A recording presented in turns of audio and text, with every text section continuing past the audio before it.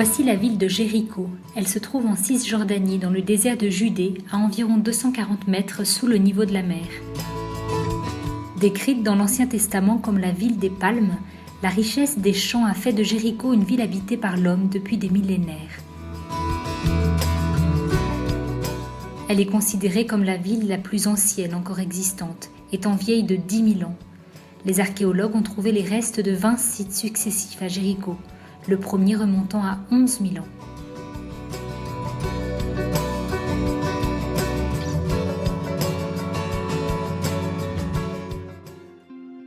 Le livre de Josué raconte la fameuse bataille de Jéricho, précisant que la ville fut entourée 7 fois par les fils d'Israël, jusqu'à ce que les murs s'effondrent. Dans le Nouveau Testament, Luc parle de Zachée, qui étant de petite taille, grimpa sur un sycomore pour voir Jésus.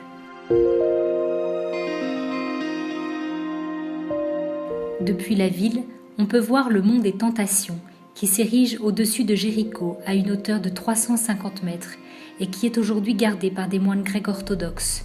Il a reçu ce nom à cause de l'épisode qui s'y est produit. Jésus a été tenté par le diable juste après son baptême.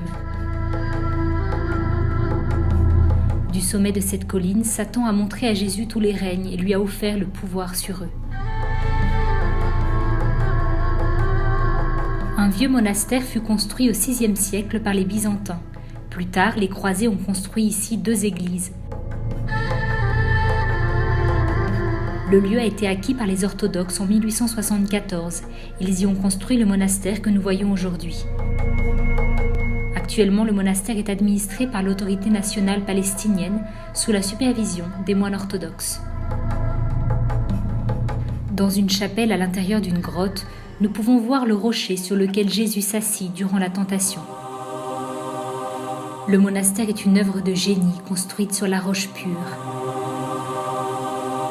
Depuis un balcon, on peut admirer le très beau paysage du désert et la vallée de Jéricho, un véritable oasis de verdure. On peut également voir les fameuses grottes du désert qui se trouvent à côté du monastère et qui ont été habitées par le passé.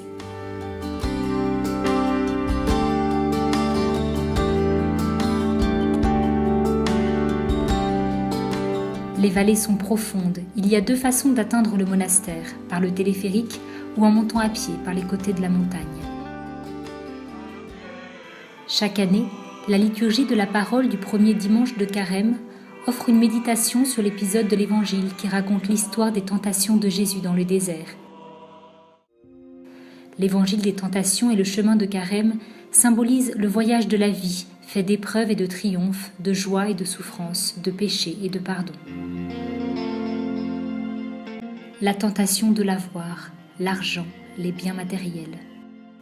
Le diable le transporta encore sur une montagne très élevée, lui montra tous les royaumes du monde et leur gloire et lui dit « Je te donnerai toutes ces choses si tu te prosternes et m'adores. » Alors Jésus lui dit « Retire-toi, Satan, car il est écrit « Tu adoreras le Seigneur ton Dieu et tu le serviras lui seul. »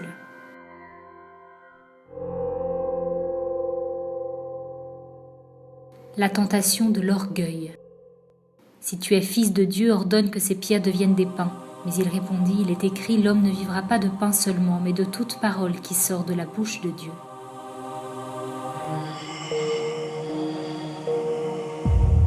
La tentation du pouvoir. Le diable le transporta dans la ville sainte, le plaça sur le haut du temple et lui dit, si tu es fils de Dieu, jette-toi en bas. Car il est écrit, il ordonnera des ordres à ses anges à ton sujet et ils te porteront sur les mains, de peur que ton pied ne heurte contre une pierre. Jésus lui dit, il est aussi écrit, tu ne tenteras point le Seigneur ton Dieu.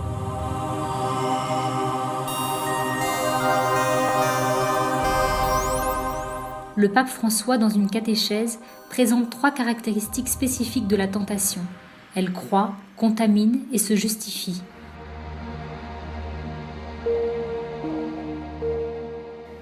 Je te cherche de tout mon cœur, ne me laisse pas errer loin de tes commandements.